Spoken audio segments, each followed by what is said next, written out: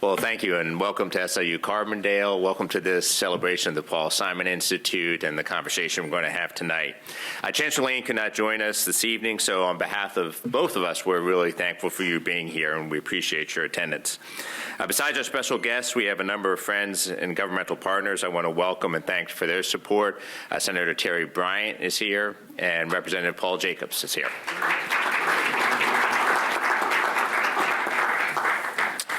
Director Shaw is going to offer a more formal introduction to our special guests, but I want to say, Secretary LaHood, Congressman LaHood, we are honored to have you both here at SIU Carbondale. As elected officials who represented the northern portion of the SIU system footprint, we want to thank you for your support of our students, our faculty, and our staff.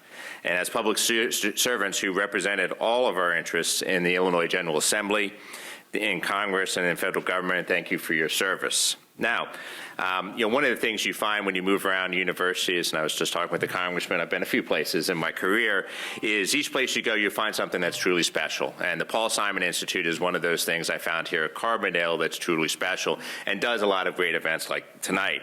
But I'm particularly excited about tonight, and I'll let you know why, and for personal reasons. Some people know my father was a teacher of American government. He was a high school social studies teacher. He taught several classes, but American government was his favorite. And frankly, I think it was this class that his students loved the most as well. And I was his #1 student at home. And from my dad, I got a love of American government and politics. And I loved all of those conversations. And frankly, you couldn't have sat at our dinner table and not become well-versed in two subjects, sports and American government and politics.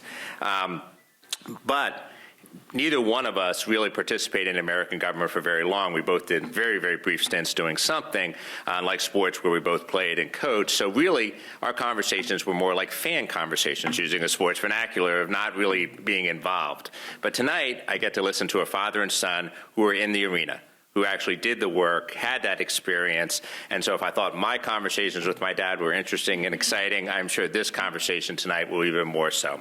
So without further ado, I want to turn it over to Director Shaw to lead the conversation with our special guests. And again, thank you for everybody for being here tonight.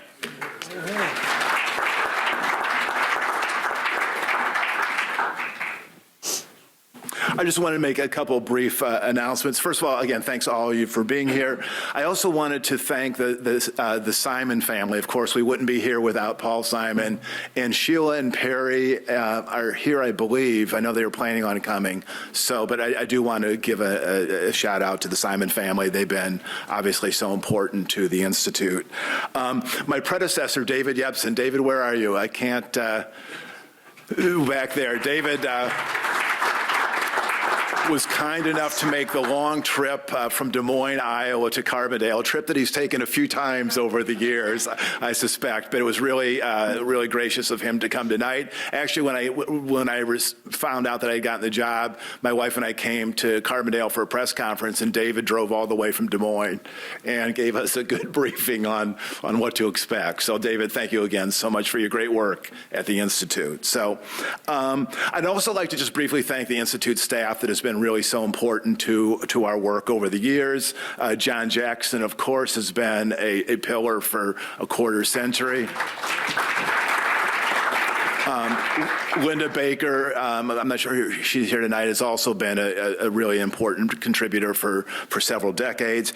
And colleagues right now, Carol Greenlee, Brittany Gant, Jacqueline Durkholz, have also been terrific to work for. So work with and work for. That was a Freudian slip there. Well, let me just get to the main event, which is a conversation with Darin and Ray LaHood. And let me begin by introducing Ray. And I've known Ray since I was in 8th grade. And I can define it that precisely because he was my 8th grade teacher. Ray was a sort of a freshly minted 22-year-old from Bradley University, and I was a 10-year-old underachiever at Holy Family School in Peoria, and Ray injected some tough love into my education, but was just a wonderful teacher. And I have to say my classmates and I from Holy Family take full credit for Ray's subsequent success. We feel like He came into our lives at an impressionable age for him, and we helped mold him and shape his character. I think the first bipartisan coalitions he developed were at Holy Family when he brought together the boys and the girls, which was probably the easiest coalition he's had to assemble in his long career. But Ray has been obviously an important figure in Illinois and American politics. He's been a teacher. He's worked in county government. He was a state representative, has worked for Congressman Railsback in the Quad Cities, and of course Bob Michel. And Ray became Bob Michel's chief of staff, and then later succeeded him as a representative in the 18th district in Illinois, served there marvelously for 14 or 15 years, retired, and then President Obama chose him to be his Treasury Transportation Secretary, and did some really important work and infrastructure and safety issues, and also showed what bipartisanship is like in American politics. Ray, since leaving the cabinet, has gone back to Peoria, is doing some really remarkable work in Illinois with our friend Jim Nolan. They're doing some projects on the future of Illinois and also projects to bolster Peoria. And Ray is also the author of a terrific memoir called Seeking Bipartisanship, which I would strongly recommend for your reading. Darin LaHood, I know a little less well. I remember we went to the same church, Holy Family, and I'd see Ray and Kathy and the LaHood kids. There were 4 of them, and Darin is the oldest. He's the oldest of 4. Went to Spalding High School, which is the same school that Ray and I went to. Then he went to Loras College and has a law degree from John Marshall. He spent 9 years as a state and federal prosecutor, including some time in Las Vegas, where he was selected chief terrorism prosecutor. Darin and his wife returned to Peoria, practiced law, and then served for 4 years in the Illinois General Assembly. In 2015, he won a special election to represent the 18th Congressional District in Illinois, the same district that his dad represented. Darin represented it from 2015 to 2023. Redistricting kicks in, and all of a sudden, Darin has a new district, the 16th. And this is the thing that startled me. Darin's district spans 21 counties. There are 102 counties in Illinois. So I don't know if there's anyone who has a larger Illinois footprint, or probably has spent more time passing through the various communities of central and western and northwestern and probably every other part of Illinois. So Darin is, I think, a rising star in the House. He serves on the Ways and Means Committee. He's also on the Intelligence Committee, which is a real plum assignment. It's low key. A lot of the hearings are closed, but it's really, really important committee. And he's also working on a special committee that deals with U.S.-China relations. So with that, I'm going to go over and join the LaHoods for a conversation. We're going to talk for about 35 minutes, and then we're going to open it up to you and hope we'll get some great questions from the audience. So let me join them over here.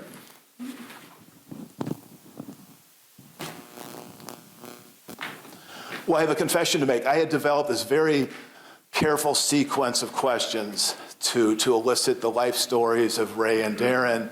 And I was talking to Ray Friday afternoon, and I was kind of laid out my plan. And he listened politely for 5 seconds or so and says, I think you're bearing the lead. I think everyone wants to know what Darin believes about what's happening in the House now. You know, what's going on, who's this new speaker. So deferring to Mr. LaHood, as I always did, Darin, let me just kind of frame it a little bit more broadly and just let you go to town. I mean, it's a year ago around this time, the Republicans won control of the House. Kevin McCarthy raised lots of money, worked hard for many candidates. Republicans had a narrow majority. He fought very, very hard through 15 ballots to get the speakership, made an agreement that a lot of people thought was probably not going to work long term.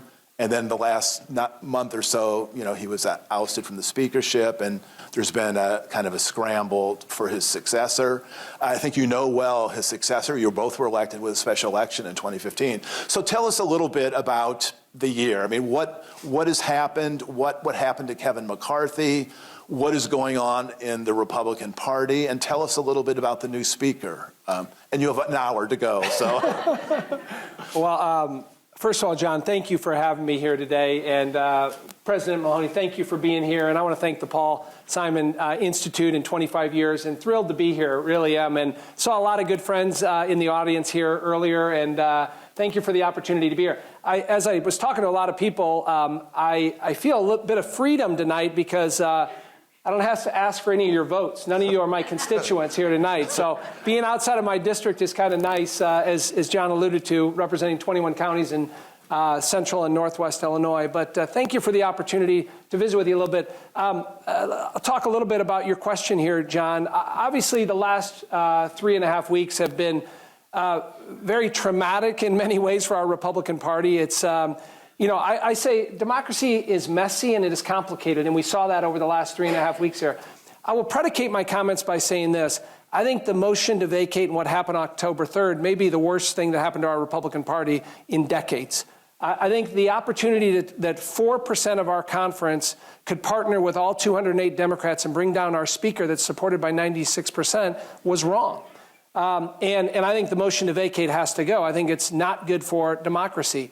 And then what you saw happen and ensue over the last 3.5 weeks was a lot of anger and a lot of bitterness and a lot of chaos. In a lot of ways, it wasn't good for our Republican Party. It looked like a clown show in many ways of what occurred there. Now, in the end, we got Mike Johnson. I would just say this about Mike Johnson. If you asked me a month ago, Mike Johnson wouldn't have been on anybody's list to be Speaker of the House. Mike was a bit of a backbencher guy, been around about the same time that I had been there. But he was in the right place at the right time. And frankly, he was the least objectionable person in the end. But he is a very smart constitutional lawyer. He has lived the American dream. And what do I mean by that about Mike? Mike is a very humble person. He was the first one in his family to go to college, grew up in Shreveport, Louisiana, first one to go to law school. His mom had him when he was 17 in high school. His dad was a firefighter. That's all Mike wanted to be, was a firefighter. His dad had a tragic accident when Mike was in high school, a fire, and he was disabled for about 15 years. That's when Mike found faith and decided to pursue education. And so for Mike to go from those humble beginnings to be Speaker of the House is really amazing. But only in America, right? Can you do something like that and live the American dream? He is a man, as I said, of deep faith. What I call him is a happy warrior. He doesn't have a lot of enemies. If you talk to any Democrats, they're going to be hard pressed to say anything negative about Mike. Now, does he have a big job ahead of him? Of course he does. He is in a very, very tough spot. Government shuts down on November 17th unless we work together with Democrats to try to avoid that. We got a raging war in the Middle East right now. We have a war in Ukraine. We have the South China Sea, where China continues to engage with Taiwan there. We have a southern border that's an unmitigated disaster. And so there's lots of things ahead of him there. But I think we're willing to give him some leeway to get through this, a little flexibility to do that. I think what this also shows is, it's a math issue in our Republican conference. We only have 223 members, right? And so, members, they want the perfect sometimes instead of thinking about the big picture. So I think as we step back now after all the trauma and drama that we've been through, I think it's time to pick up the pieces, unite behind Mike, and try to work forward for the betterment of the country. And so I'm optimistic about that moving forward, and it was an interesting part of history. I'll say that. You can write your memoir to tell a bit about that. Well, Ray, you're back in Peoria working on Illinois issues, but also intensely interested in national issues. Obviously, you have a son whose political career you're very proud of and follow closely. What were you thinking back in Peoria this last year, but particularly this last month or so? Well, first of all, is David still here? I think he walked out. David was one of the real extraordinary leaders of this institute. I know many of you in this room know that, and I wanted to pay him. Paul Simon would have been very proud of David and the leadership, as he would have also been of Mike Lawrence, who was your first leader here. I came up in politics in the Congress serving with Paul Simon. And to be honest, he was a dear, dear friend, someone that I worked with. He and I co-chaired the Abraham Lincoln Bicentennial Commission, and I really counted him as a wonderful friend and an example of what I believe just about everybody in this room believes, that he really characterized what we look for in terms of national leadership, in terms of a senator, in terms of the way that he dealt very seriously with issues. And so I'm delighted to be here again at the Paul Simon Institute, which honors Paul Simon. And I will tell you that Jack Shaw, as I call him, was not the smartest kid in our class, but he came from an outstanding family in Holy Family Parish and in Peoria. His dad worked at Caterpillar. The Shaws were extraordinary people. They contributed a lot, not only to the parish, but to our community. And I know Jack's parents would be very, very proud of all he's accomplished, but more importantly, what he's doing here at the Paul Simon Institute. And whenever Jack has invited me to participate, I can never tell him no, because of who he is and what goes on here. David, I just paid you a very high compliment. I don't know, were you in the restroom or where were you? David, you are not only a legend in politics, but you carried on very, very strong leadership. Paul Simon would be very proud of the work you did here. Thank you so much for coming tonight. It's an honor to have you here. Now, Jack, I forgot what the question was. So I didn't. Look, I've spent the time since I left Congress and left the Obama administration trying to really do things in the community that I love, the community I grew up in, Peoria, Illinois. I'm on the Board of Trustees at Bradley. I serve on some other boards. We're trying to improve the quality of life in a community that was a great community for Kathy and I to raise our 4 children. It's still a great community, and we feel obliged to do whatever we can, in whatever way we can, to improve the quality of life in our little niche in central Illinois. And to be honest, I mean, I watch, like most of you do, I watch C-SPAN. I watched all of the 15 votes to elect Speaker McCarthy. I watched all of the nasty, nasty speeches by Matt Gaetz in trying to take down the Speaker and eventually taking down the Speaker. And I watched, like so many of you, the election of Mike Johnson. And in every one of those instances, I was very proud of my representative in Congress for the way that he conducted himself. And when people ask me about Darin, what I say is, I'm very proud of my son. He spent his childhood watching me in public service, watching me serving, and watched the kind of sacrifices that people in public service make, and decided to step over the threshold and do it. And I'm proud of him for doing that. Great.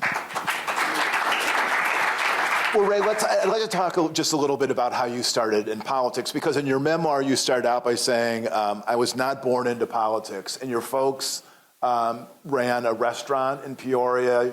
Your dad worked really, really hard, and your mom both. And then, through just some twists and turns for you, I mean, you were a teacher initially, and then county government. Talk about just your entrance into the political realm, and then let's talk for a couple minutes about Bob Michel, because I know he has been, in some sense, sort of the exemplar of what a public servant should be from your perspective. I grew up in a very, very average family in Peoria. We grew up on the East Bluff, and my father was a restaurateur. My father never graduated from high school. My mother was a homemaker. She raised 3 boys who all turned out pretty well. When I was growing up in Peoria, I couldn't have told you who the name of the mayor was, or the congressman knew nothing about politics. And I say that because when people look at politicians, they think, well, you know, they must have grown up in politics or had an interest. My interest in politics was sparked by when I was teaching 8th grade, teaching Jack Shaw the Constitution, which 8th graders needed to pass in order to go on to high school. That sparked my interest in politics. That's how I really started thinking about public service and politics. I worked for 2 congressmen, Tom Railsback from the 17th district. We lived in the Quad City area at the time. East Moline, lived there for 10 years, and I worked for Tom for 5.5 years. He lost a very tough primary in 1982, and we moved back to Peoria, and I went to work for Bob Michael, just an extraordinary leader for the country and for the Central Illinois district that he represented for 38 years. So Bob Michael was one of my mentors, and Tom Railsback was another one of my mentors. And everybody in this room, I have a whole speech I give on mentoring, but everybody here has a mentor. Those are the people that really drew my interest to public service and politics, particularly for the way they conducted themselves. I could say the same for Paul Simon, the way they conducted themselves with dignity, with honor, with hard work, with trying to do the very best they could to find solutions. Bob Michael's the longest-serving Republican leader, never elected Speaker. In 1994, after 38 years, he decided to leave Congress and retire, and the following election, Republicans came into the majority. Newt Gingrich was elected Speaker, and Republicans became the majority after being out in the wilderness for 40 years. And so for me to have the opportunity to work for 2 extraordinary members of Congress who really were my mentors was really a lesson in politics and a lesson in public service. And then I served for 14 years in the House, which tremendous opportunity. We spent a lot of time working in our district, working with people, solving problems in our district, providing leadership in the district to get things done. I became friends with Barack Obama when he was a U.S. Senator. A few days after he was elected to the United States Senate from Illinois, and I had never met him. My cell phone rings. I'm in Peoria. I'm in my Peoria congressional office. Ray, this is Barack Obama. I said, congratulations. He said, I'm coming to Peoria. I want to sit down with you and figure out how we can work together. A week later, he showed up in my congressional office. We met for 90 minutes. It was our first meeting, and we worked together for 2 years. I also had a very strong friendship with Rahm Emanuel, who became Chief of Staff for President Obama when he was elected. Rahm and I were good friends because we served in Congress together, irrespective of our parties. He from Chicago, me from Central Illinois. We worked together to solve problems for Illinois. And the other thing that we did, at least once a quarter, Rahm would invite 7 or 8 Democrats. I would invite 7 or 8 Republicans. We'd go to the Monaco, which is a restaurant right near the Capitol, and we'd have dinner. And relationships began to build between those members that were there, and those relationships really lasted well beyond Congress. So I had 2 friends, and when Obama decided he wanted a Republican in his cabinet, they called me, and I went for an interview on a very cold day in December. And a week later, Rahm called and said, President-elect Obama would like you to be his Secretary of Transportation. The interview lasted 40 minutes. And I tell you that because, again, people think these things go on, and there's 100 people in the room. It was me and then President-elect Obama. 40 minutes. A week later, he offers me the job. It's the best job I've ever had in public service. And I had 2 friends in the White House, the president and the chief of staff. When you become a cabinet member, you have to have a friend in the White House. And I had 2 friends. And that's the reason it was the best job I've ever had. We were able to do so many great things for the country. And it was a lot of fun. Great. Well, Darin, as your dad was launching his political career, how were you viewing it? I mean, were you walking the district and knocking on doors and handing out leaflets? How did you view your dad's entrance into politics? And when kids at school say, "What does your dad do?" would you say he works for Bob Michael, or how would you shorthand that? Well, I was blessed to have 2 great parents. So regardless of politics, having 2 great parents that raised myself and my 3 other siblings, I couldn't ask for better parents. Just put politics aside, but that loved us and cared about us and wanted us to get an education and work hard. And so that's the foundation. Second thing is, I always had an interest in current events, what was going on in the news. I followed the news, every single day. I watched the nightly news. I read the newspaper. When I went to college, we were still reading newspapers. My friends used to make fun of me. I used to have the Peoria Journal-Star sent to me through the mail, and I used to read the Journal-Star in Dubuque, Iowa, because I wanted to keep going on the news. So I was always around, even in grade school, following the news, and then obviously following my dad's track in politics. What he didn't tell you is he ran for school board in East Moline and lost.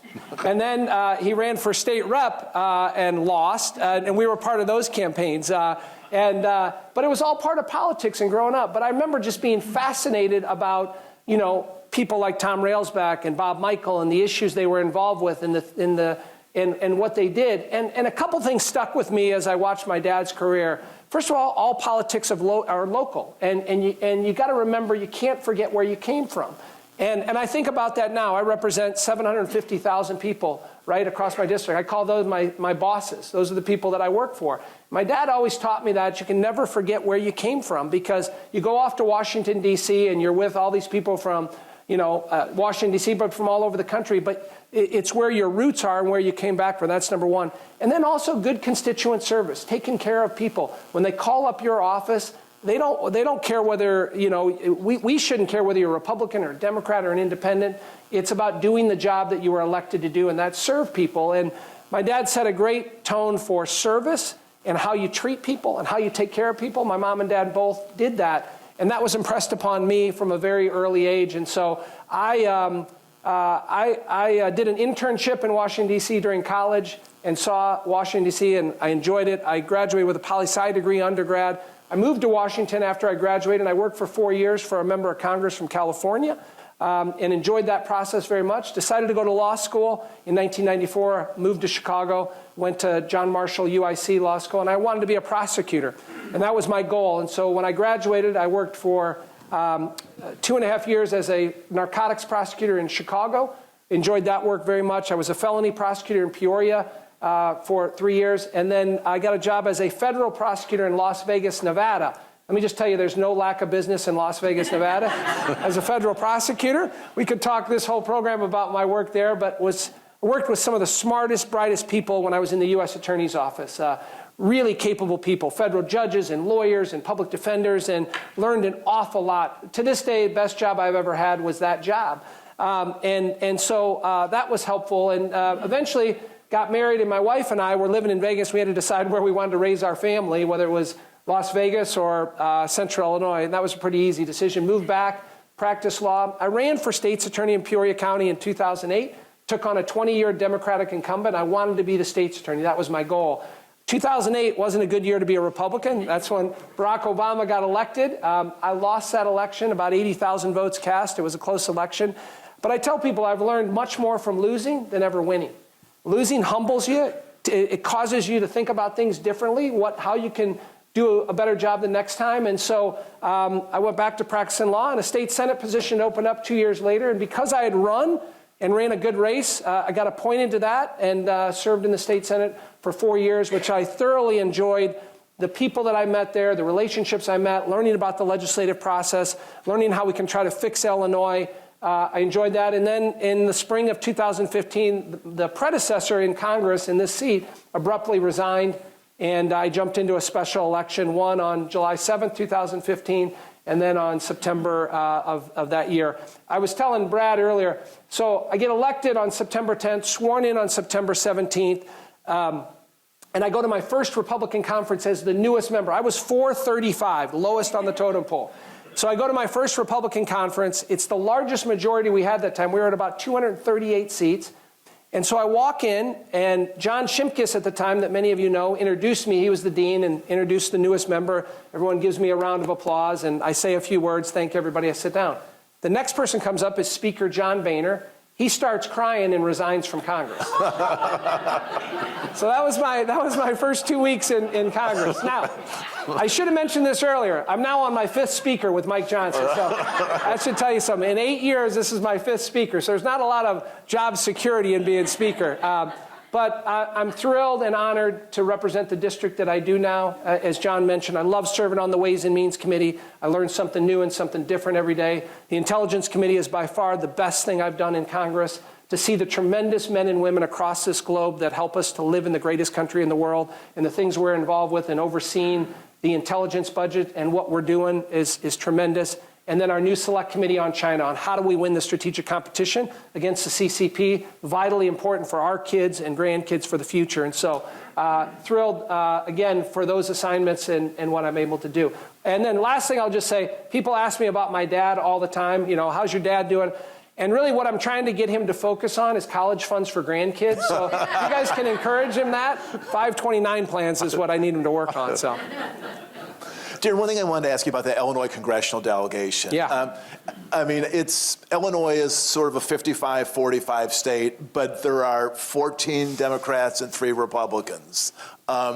So, I mean, it must be a strange dynamic to be in the majority in the overall House, but in such a small minority among the Illinois delegation. But I guess more broadly, does the Illinois delegation find ways to work together, or does everyone just sort of do their own thing and maybe get together very occasionally for a social event, or how does that work? Well, let me just say a couple things. If you want to see the deficiencies of gerrymandering, look at my congressional district. The 16th district is completely gerrymandered. I was telling Scott this earlier. I represent 750,000 people across 21 counties. My largest town is 20,000. So they jammed in as many rural red voters into my district through the gerrymandering process. And I have a very safe Republican red district because it's gerrymandered, right? I'm one that's been a big supporter of the Fair Map initiative, which we should have had in Illinois, where you don't have politicians picking voters, you have voters that are picked by a nonpartisan commission. And I think that's better for democracy. And so, as you alluded to, John, we have 17 members of Congress, 14 are Democrats, 3 are Republicans, in 3 ruby red bright districts. And listen, I'll be the first one to admit, Republicans do this in other states. They've done it in North Carolina and others. But you can't keep going like this. And so you asked about it. I wish our Illinois delegation was more balanced. When my dad served, it was very even. It was 9-9, sometimes 10-8. And so I think it's better for that. To your question, do we work well together? Yeah, I think it's broken down geographically probably more than anything. But yeah, we have cordial relationships. We work together where we need to, particularly on issues that involve Illinois. I think that's important for us collectively as a state to do that. But that camaraderie that I think used to exist isn't as much anymore because we're in such partisan red and blue districts. Okay. Ray, in your memoir, I want to read a couple sentences that you wrote and just have you kind of reflect on it. And the memoir came out in 2015, I think. So you probably wrote these words a decade ago. But you say, newer members today are cut from a different cloth. Many of them do not want Congress to pass bills. Any government action is, by their definition, bad for the country. Their commitment to ideological purity prevents them from seeing the value of listening, bargaining, negotiating, or compromising. In a word, accommodating. Every skirmish must be won, no matter how small the stakes. They regard the members who honor the institution with disdain. Their ideological rigidity translates into legislative obstructionism. Is it the same now? Has it gotten worse in the last decade? I mean, how do those words? Well, when people say, how do we end the stalemates and how do we get a Congress that really solves the problems, whether it's immigration, fiscal matters, whatever the issues are, you have to elect people that want to go to Washington and solve problems. So what I was referring to in those quotes, a lot of people that were elected in my class in '94 ran against Congress. They ran against the institution. And I think it's a little odd when you're running for an office and saying that, you know, you're going to go there and not really participate in the process of working with the other people that were elected there.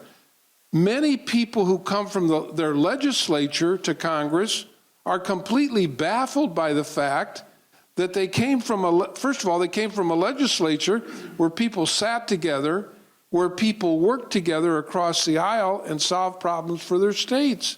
They get to Washington, and it's completely different. And that's really what I was referring to. If you want to solve issues, you have to elect people with the idea that they're going to go to the job, to do the debate, to be willing to compromise, to make sure that compromise is not a bad word, and then, you know, forge into the issues and debate them, knowing no one of the 435 gets their own way. But a majority have an opportunity to solve a problem like immigration. When Everett Dirksen was a Senate Minority Leader, he had a friendship that he developed with Lyndon Johnson when they were both senators. Johnson from Texas, Dirksen from Illinois. When Johnson got to be president and decided he wanted to pass a civil rights bill, who did he look to? The most conservative member of the Senate, Everett Dirksen, who came from a very conservative district. And he asked Dirksen to help him, and Dirksen did. Dirksen went to very conservative Southern Democratic senators and asked them, which Johnson couldn't do, but Dirksen could because they were on the same wavelength. Those are the kind of issues and the kind of ways that Congress has worked in the past to solve big problems. We need people who go to Washington with the idea compromise is not a bad word. Nobody gets their own way. You work on the issues, and then you settle it with a vote. And it seems as though some people are there to turn the place upside down and not really cooperate. I'm going to ask Darin one question, then we're going to turn to you for questions. So please be thinking of questions. Darin, talk a little bit about just how your life is organized in terms of Washington and Peoria. I mean, I know your wife and your children are growing, but I mean, you've chosen to stay in Peoria. Talk about, you know, the structure of your life. Do you leave Peoria early Tuesday morning, fly to Chicago, then to D.C., come back Thursday night? Talk about how you've... Well, first of all, I would just say in these jobs, it was mentioned earlier about sacrifice, you got to have your family on board if you want to do these jobs. Number one, you got to have your wife and your family on board before you ever run. So I meet with candidates all the time that are running. Last cycle, I was the NRCC finance chair, and so I raised a lot of money for the Republicans to take back the majority last year. But I met with candidates everywhere, and candidates have lots of questions. What's it like? What's your schedule? What do you do?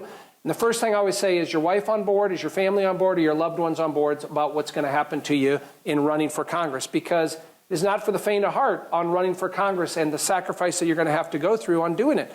And that's to get elected. Once you get elected, then it's, you know, deciding whether you want to raise your family in your district or you want to do it in D.C. And frankly, most people keep their families in their district. And for us, when I got elected in 2015, our boys were 8, 10, and 12. They were in school, they were in sports, they were at our local church, and we had lots of family in Peoria. So we made the decision that I would commute back and forth. And so I do that. And so on a weekly basis, I leave on usually Monday morning, leave on a 6 a.m. flight, get out to D.C. at noon, and then I'm there for the week until either Thursday night or Friday morning. Our schedule has been 3 weeks on, 1 week off. So that's every month. Then we're back for a week in our district for about 10 days where we're traveling around our district. On Friday when I got back, I was in Kirkland, Illinois. I was in Mount Morris, Illinois. I was in Rockford, and I was in Bloomington for the day. Traveling around our district, visiting our constituents is part of what the job. When we're in D.C., it's busy, as you might imagine, but it's committee hearings. It's meeting with constituents that come out to Washington, D.C.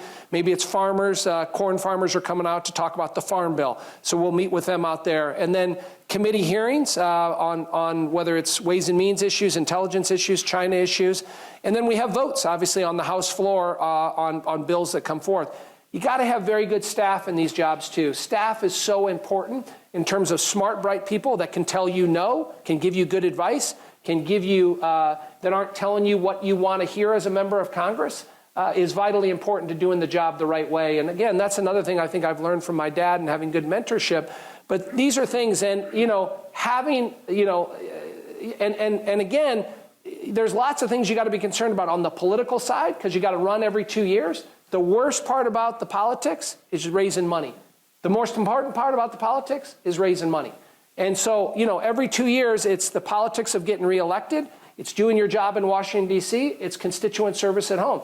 3 important parts of this job. Obviously, voting, being the representative for 750,000 people, going out to Washington, D.C., putting your voting card and voting on behalf of your constituents. That's the number one thing you do. Second is constituent service, making sure that you are doing everything possible to help your constituents, whether it's a veterans issue, Social Security issue, immigration issue, passport issue, whatever it is. And then lastly, being a cheerleader for your district, making sure that you are doing everything possible to stand up for your farmers, your manufacturers, your teachers, whatever it is in your district, is being a cheerleader. So that's a lot.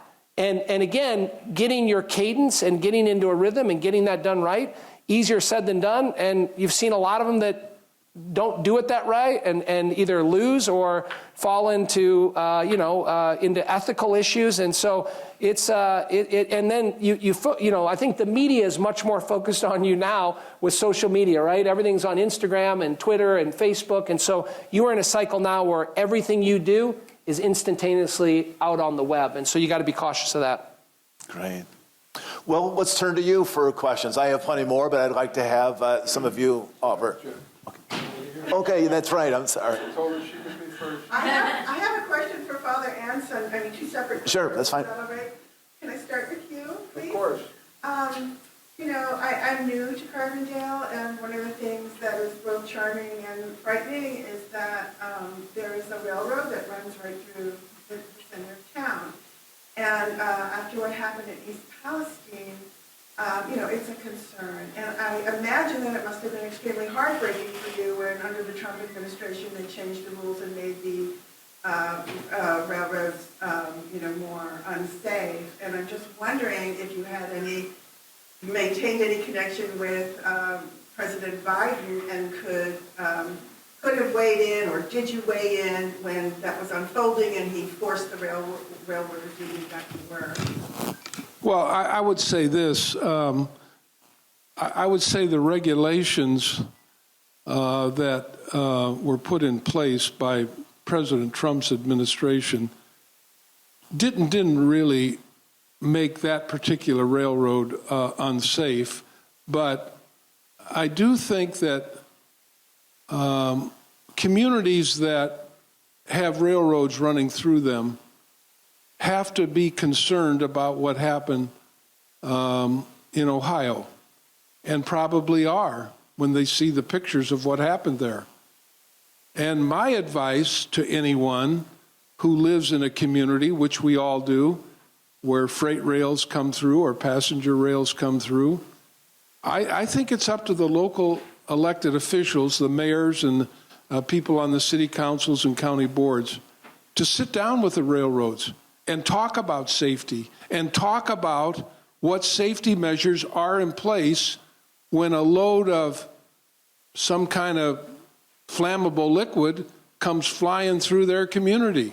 To me, that would be the approach to take, so that local officials then could gather railroad officials and have the kind of meeting that I think people would like to hear about in terms of the safety of the rail coming through their communities. And probably some of that's been done, but as those news clips have faded from East Palestine, maybe not much is happening. I think there is a lot happening in that community. I think the two senators from Ohio proposed some very good legislation, which has been kind of stalled out for whatever reasons. But to me, that the local officials need to work with the rail and the citizens to make sure people understand what's coming through their community and how safe is it. So what's the question for Darin? Well, I know you don't know Mark Johnson Yeah. well. I most recently moved here from Louisiana, and I'm a journalist, and the rumor mills are working overtime, but I want to just tip you off that a lot of what is being rumored is actually going to be substantiated about his personal life, which is, kind of horrifying given the power that he has. I won't say more because I know we're being recorded and whatever, but I do want to let you know that. But the thing is that the first thing that was passed under his tutelage here was the eradication of the money for the home rebate. And in Illinois, that's $263 million that poor low-income people will not be getting to weatherize their homes and give rebates on their energy bills, which we know what a crisis that is. And so my question for you is, how did you vote on that? And are you concerned about the fact that winter is here, it's cold, and people cannot pay their energy bills? And this thing that everybody has been waiting for got canned by Johnson. Well, a couple things. If you watch the debate through the speaker, process, one of the things that kept coming back is Republicans wanting single subject appropriations bills to be voted on. And the reason for that is we've gotten into this cycle where we have these omnibus bills at the end of the year where it's an up or down vote on literally the entire budget. And what we've said is let's vote on budget. So when Mike Johnson became speaker last Wednesday, first bill brought to the floor was support of Israel. Bipartisan support, over 400 Republicans and Democrats supported that. That was the first one. Second one was a single subject appropriations bill on energy and water.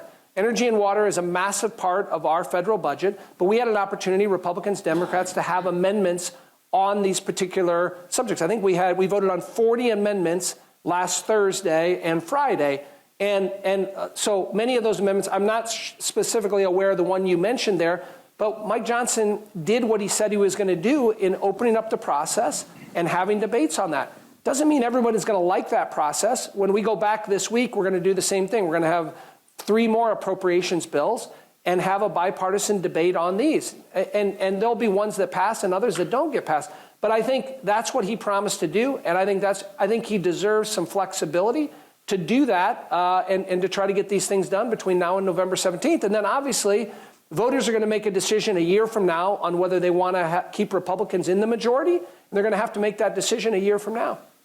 Thank you. But how did you vote on that? So I don't know the specific. I mean, literally, there were 40 members. I will find out exactly how I voted on it and let you know. Thank you. Yeah, sure. Thank you. Another question? Straight ahead. For Darin LaHood, I'm interested in the Select Committee on China Relations. I understand that's a committee that's truly bipartisan spirit. And is the end product of this committee will be recommendations, or is legislation going to be proposed? What can you give us a little idea of some of those proposals you might make? Yeah, thank you for that. So the Select Committee on China was put in place in January. It was one of the first things we voted on in a bipartisan way. So we had, I think, 125 Democrats that supported the creation of it on the House floor. Speaker McCarthy at the time appointed me there, and it's a very bipartisan. I think there's, 12 Republicans, 10 Democrats on there.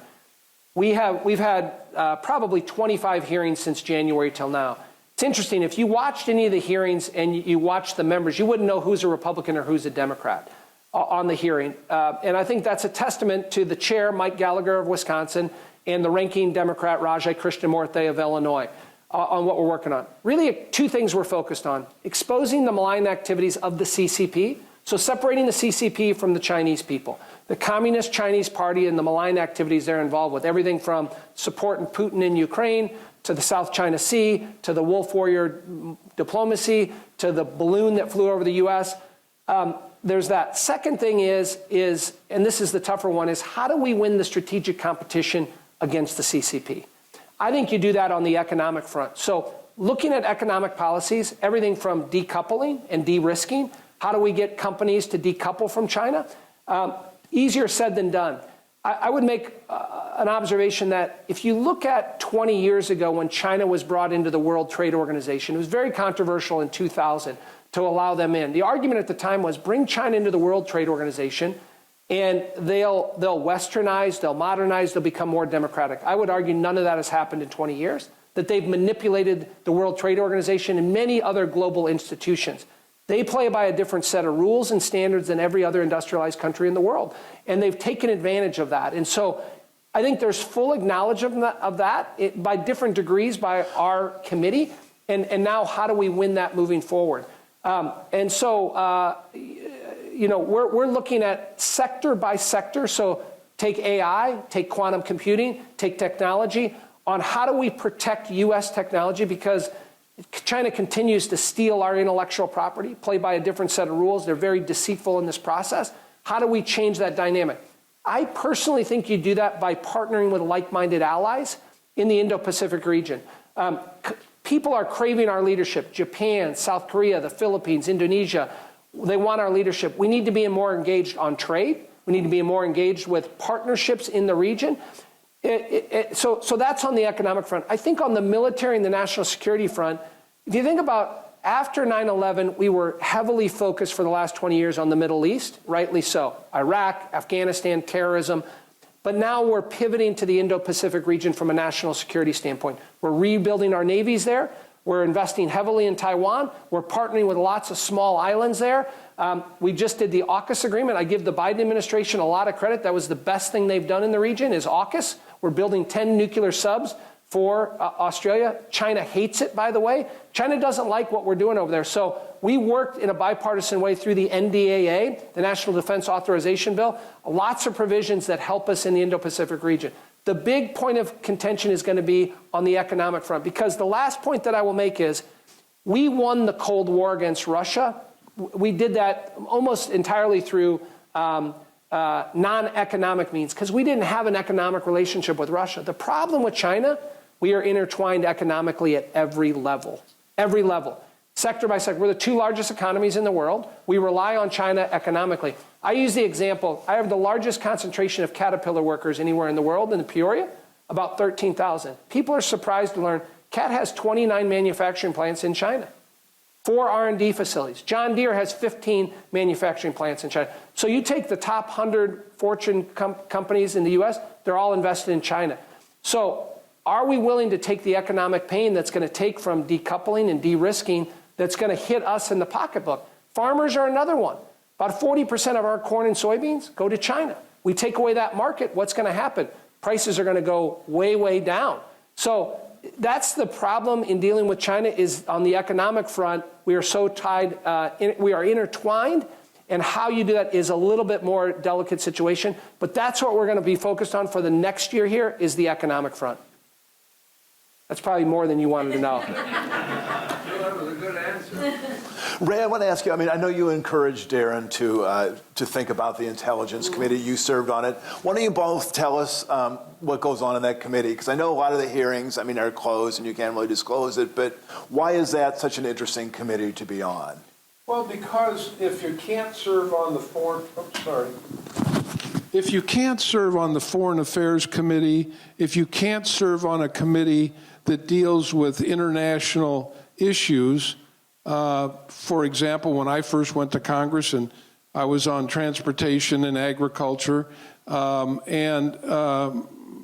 knew little or nothing at all about what was going on in other places in the world. The Intelligence Committee gives you the opportunity to really look at the world, and look at the world in a way that the intelligence community, the CIA, the National Security Agency, the FBI, all of the people that are working in dark places in the world trying to make sure that America is safe. And so it's an extraordinary opportunity. It's not that large a committee. You have to be appointed by the Speaker, and the opportunity provides you a worldview that you don't really get on many other committees in Congress. Darin, what has been your experience on the committee? I've loved every minute of it. And again, it's a bipartisan committee. Just to put it in context, what's unique is, so our committee meets in a SCIF, which is an acronym, secured, compartmentalized committee room in the basement of the Capitol. And when you go to the SCIF, you can't have any electronics in there. So every one of our hearings, every one of our meetings, no one has a cell phone, no one has an iPad, no one has any electronics. So it's unique to go in a room where no one's playing to the cameras. Imagine that. Politician isn't playing to the cameras, right? So it forces you to not be looking at your phone, first of all, not be looking at your laptop, but to have a conversation with other colleagues where you're just focused on intelligence. And the debate that goes on in there is and should be very, very bipartisan. And I give a lot of credit. Our chairman, Mike Turner from Ohio, he's the Republican from Dayton, terrific guy. Jim Himes, who's a Democrat from Connecticut. They work very, very well together, and so we collectively work together. Now, it doesn't mean we agree on everything. We have disputes about Ukraine and what we do next, how you deal with China. But we oversee the entire budget of the intelligence community, which is massive post 9/11. But there are bipartisan conversations on how we fix the problems and deficiencies in the intel world that we need to, but also to think about how do we make sure that we're doing the best thing possible for national security for our country and our people around the world, and work with our like-minded allies to do that. But it's been a wonderful experience. I mean, a tremendous learning experience. And again, it's provided some opportunities for travel. In the last 6 months here, I was able to go to Kyiv, to Ukraine, to witness what's going on there, and also to be in Israel in April too. So those type of travel opportunities with the Intel Committee has been very unique. Okay. Just a quick question that I want to go back to you. In terms of Ukraine, I mean, how big is the Republican faction that is skeptical of additional aid for Ukraine?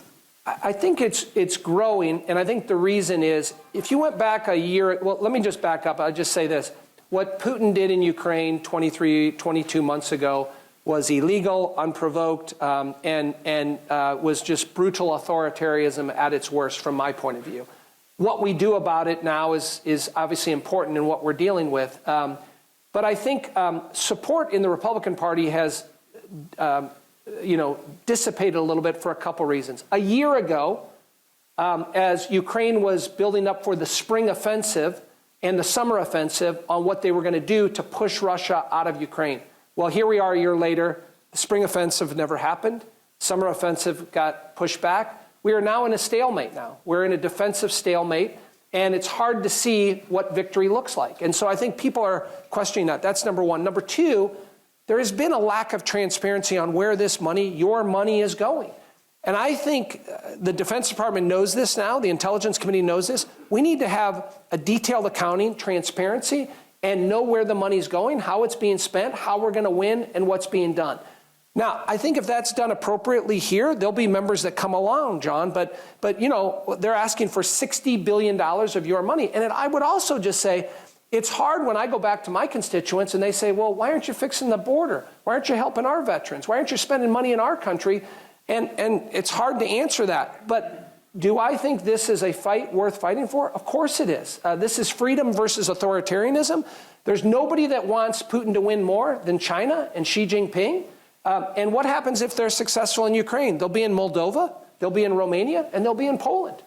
And remember, we don't have any boots on the ground there. We're not spilling our own blood there. Ukrainians have lost 225,000 people, men. They're going to lose a lot more through the winter. And so they're not our men and women that are dying. We're sending money and resources there.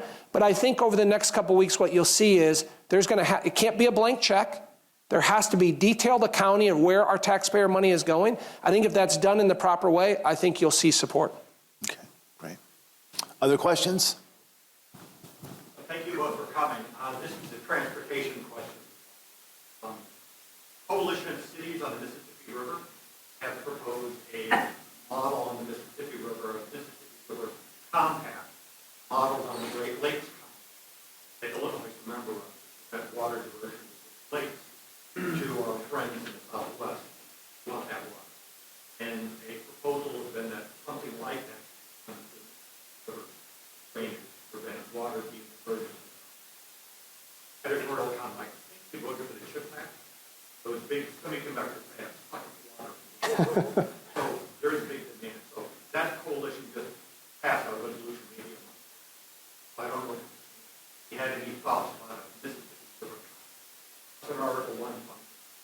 Yeah, I would just mention a couple things. The Illinois River runs through my district, which of course feeds into the Mississippi. I have the Mississippi River in the northwest part of my district, and in my old district, I represented the Mississippi along Quincy and Pike County and also Adams County. We've been very involved on NESP funding, obviously along the Mississippi corridor, and there's a huge restoration project that is a part of NESP. And NESP was supported by the 2 senators from Missouri, the 2 senators from Iowa, and the 2 senators from Illinois. So they had all 6 senators on there and the House members that bordered the river. Now that relates to NESP funding. And a lot of that NESP funding goes to restoration. It also goes to dredging, goes to fixing up the locks and dams. Many of these locks and dams on the Illinois and Mississippi River are from 100 years ago. The one we just replaced in LaGrange still had wooden wickets on the bottom of the river from about 1920. We just upgraded that. We're moving them to 1,200-foot locks. So I know this isn't specifically to your question, but there's been a lot of broad bipartisan support for the Mississippi River. And I say this all the time. The reason why our farmers in Illinois and Iowa and the Midwest are global, because go down and see the amount of grain and commodities that get put on the Illinois and Mississippi River, go down to New Orleans, they get offloaded on the biggest shipping containers anywhere in the world, and they go all around the world. And that's the economic reason for it, having customers and markets around the world for those products. But you have to have a stable and viable inland waterway system, and that's the Mississippi and the Illinois River. So, Dad, when he was asking me earlier, Tom Oakley's thing that he had in Quincy kind of related to that too. One of the wonderful things about not being in office is I have no idea the answer to your question. But if you give Darin your name and address and phone number and email, he'll have someone on his staff do some research and find out what's going on. And the same for you, ma'am. We need your email so he can get back to you and answer your question. Other questions? When you talked about your schedule, it sounded very much like the schedule of the average legislator now, spending the weekends at home, fundraising.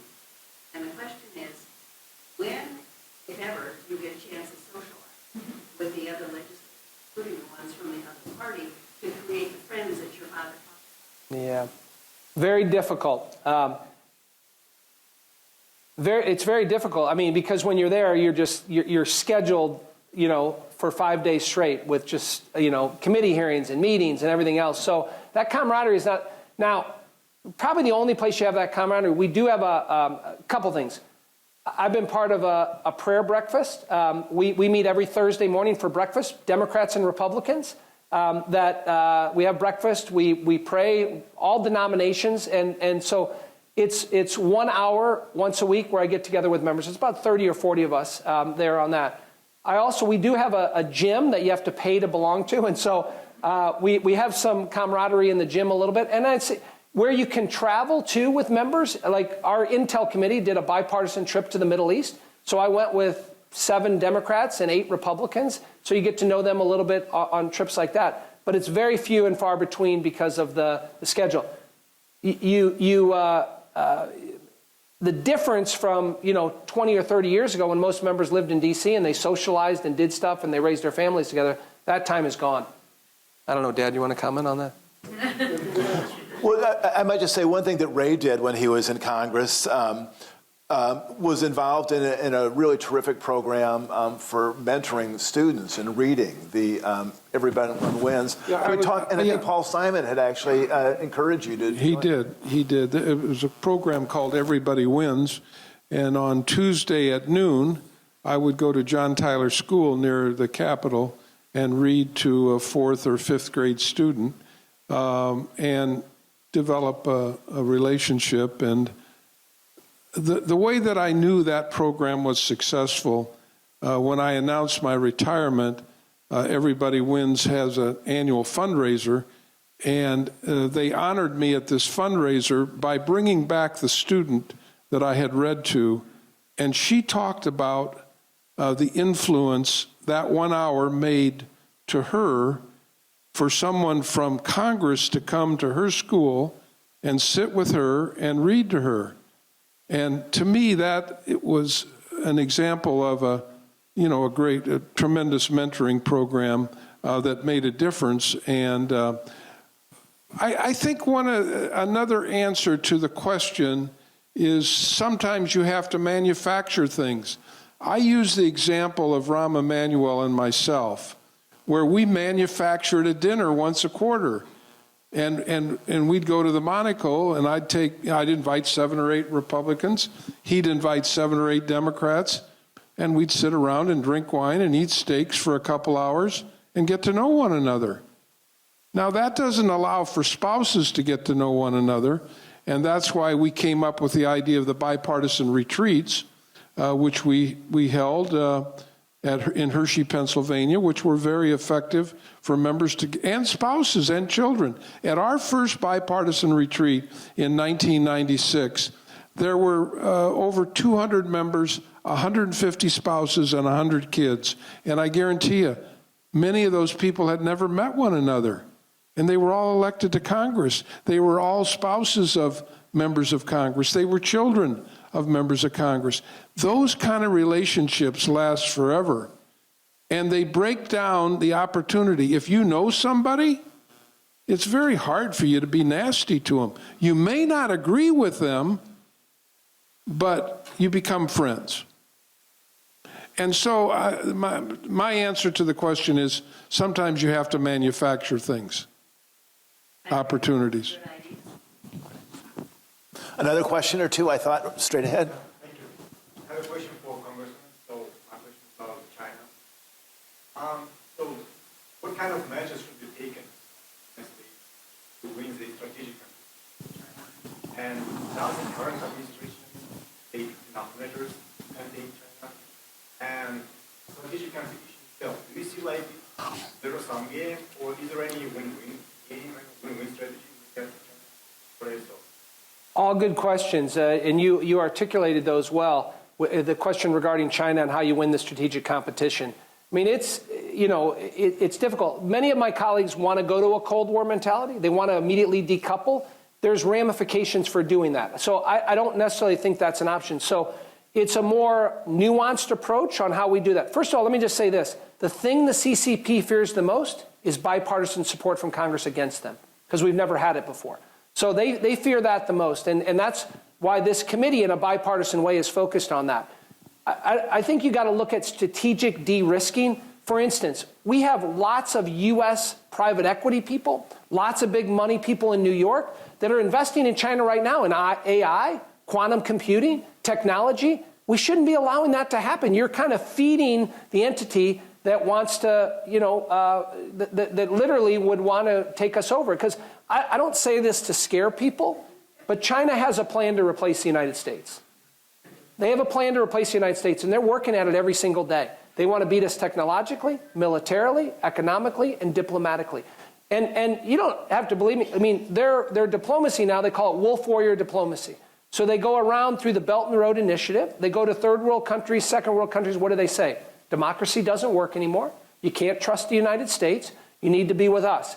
And they don't play by the same rules and standards. So it's money, it's graft, it's taking over rare earth minerals, particularly in Africa right now. And so that's another subject. But getting back to strategic sectors and now allowing them to have U.S. technology in those, you're going to see legislation that we'll have in a bipartisan way that's going to restrict that. On those sector by sector that are going to be important for the future, particularly on the technology front. We lead the world in technology. We have the best technology, and we're ahead by a ways, but they're catching up quickly. And if we don't make some of these transitional moves, and put some restrictions and caps on this, we're going to be in trouble. And so that's what you'll see, I think, over the next year. And then the last point is, I think the Biden administration should have followed up with some form of TPP, the Trans-Pacific Partnership. Not perfect. Many things I would have changed in it. But you have to, with our like-minded allies in the Indo-Pacific region, they're craving our economic leadership. We should set up the rules of the road when it comes to trade and how we function and isolate China. China has 17 countries that border them. They don't have one ally. Not one. Nobody has a partnership with China. Think about that. They're craving our leadership. I think we can do better. IPEF is not the answer. That's what the current trade ambassador wants to do. It's, in my view, toothless, has no authority, no enforcement mechanism. I don't think it does what we need to do. I think we have to be stronger and better, and we're going to give recommendations from our committee on that. Let me just say this. I think if you don't leave here with any other idea, Congress is working in a bipartisan way on one of the most serious issues facing our country. And that's the work that's going on with this bipartisan China committee. And so the idea that Congress isn't doing anything about big issues is not quite accurate. One of the big issues is being dealt with in a bipartisan way. And I would suggest that if Congress wants to solve immigration, wants to solve our fiscal issues, they ought to put a group together like they have dealing with China, and we'll be well on our way to getting some of these things solved. Right there. Yes, thank you. Maybe an older question along a similar line.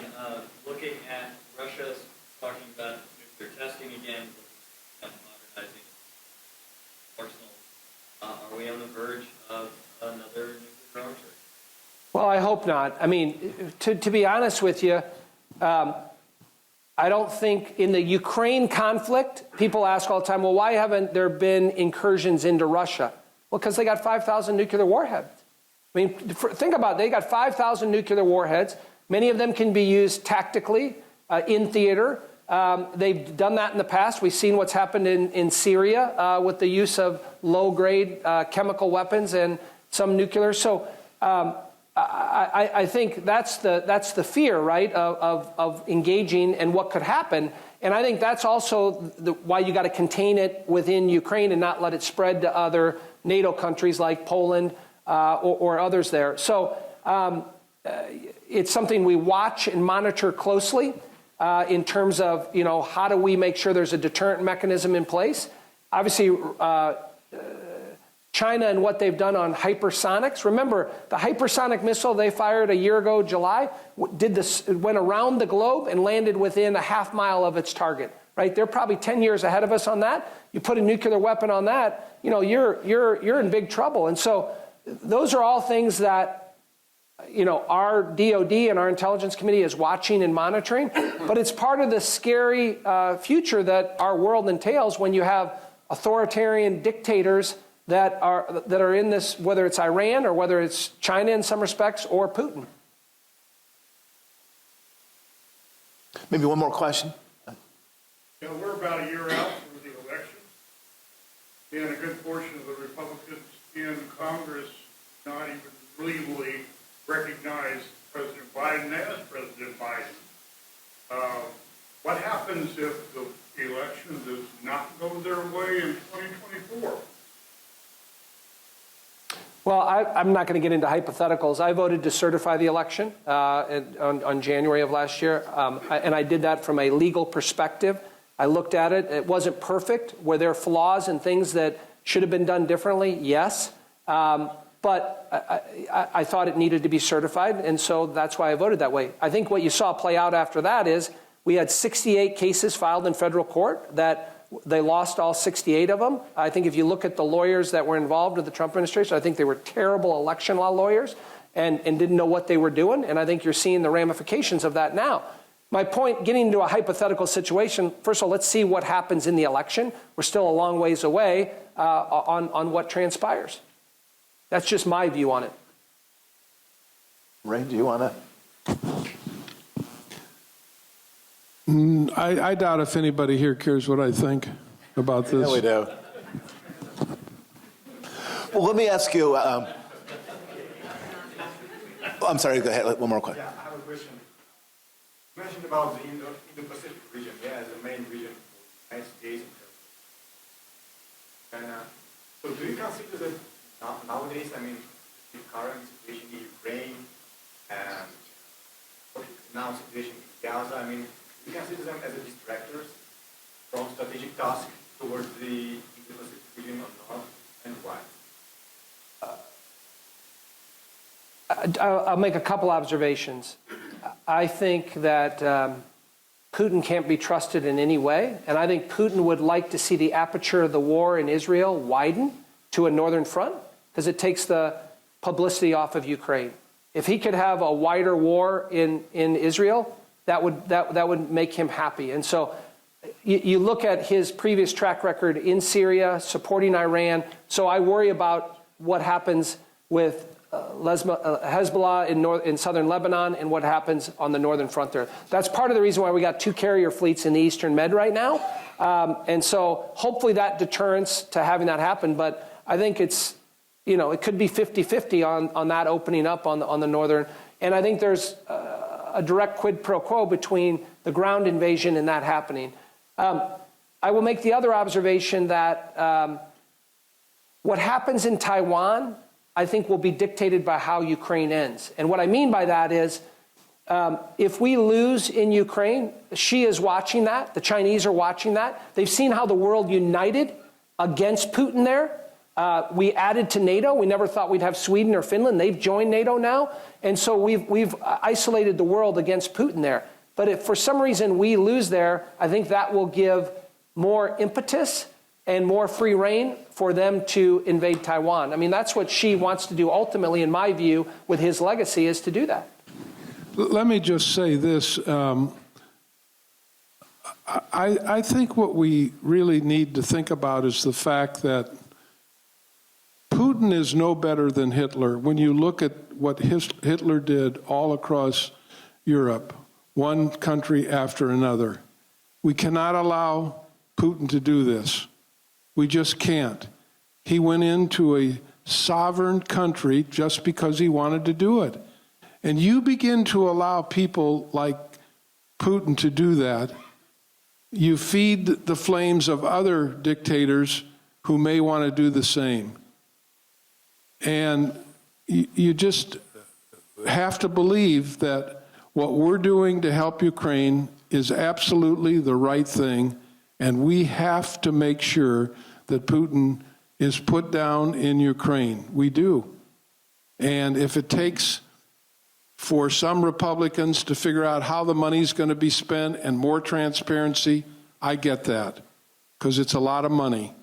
But in the end, the goal has to be to stop Putin from his invasion in Ukraine the way that we eventually stopped Hitler.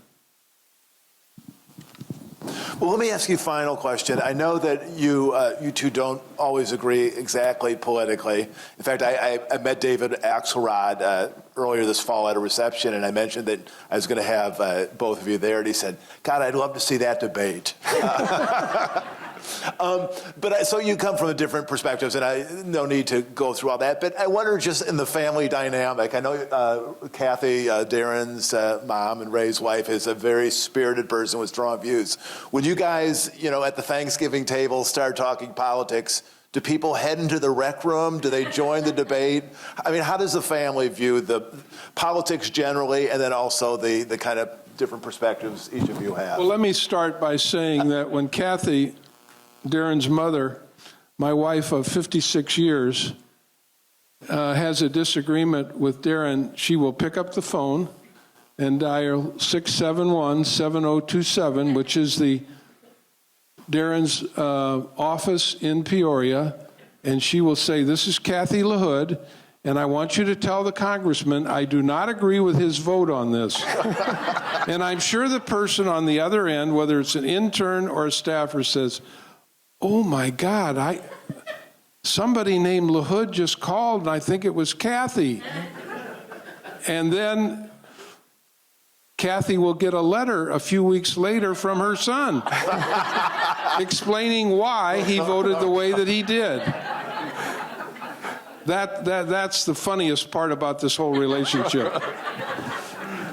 Well, as you might imagine, being the oldest of 4 and 16 grandkids, we have lots of good debates at holidays and otherwise. But like any other political family, we don't all agree on everything. We have disagreements, and we have very robust debates on lots of different things.